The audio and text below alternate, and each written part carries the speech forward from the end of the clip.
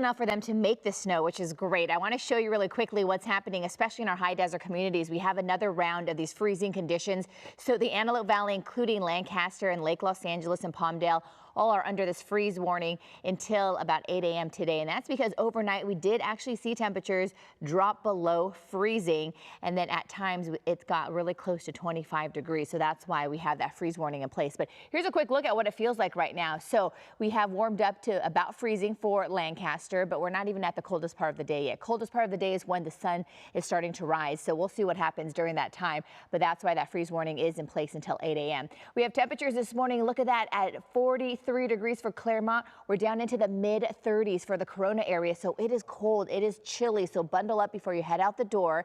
And then as soon as the sun comes up, it's going to start to feel a little bit better, especially because we're talking about some offshore winds overhead. 57 degrees for the Malibu area. We have 43 for Laguna Beach. But look at the temperature drop compared to this time 24 hours ago. We are much colder by 15 degrees in the Ontario area, down by 22 in Corona, down by 11 for Van Nuys, and down by 18 for Camarillo.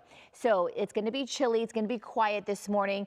But then because we have these weaker Santa Ana winds overhead and that left that marine layer away from us, that's why it's so cold. It will gradually warm us up. So as we head into the next few days, we're slowly going to start to see those temperatures go up. But don't worry, the afternoon is still going to be nice. It's going to be just slightly above average. I'm going to open up the weather sphere window to show you how clear it is outside.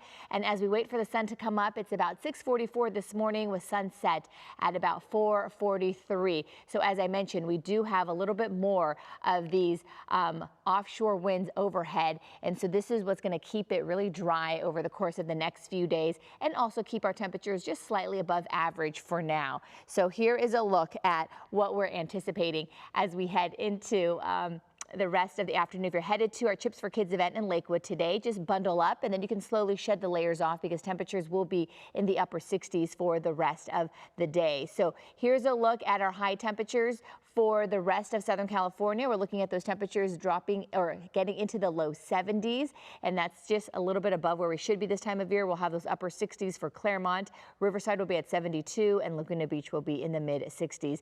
The reason why we're going to gradually warm up as we head toward the weekend and into next week is because of this high pressure system. It's going to continue to push in closer to us.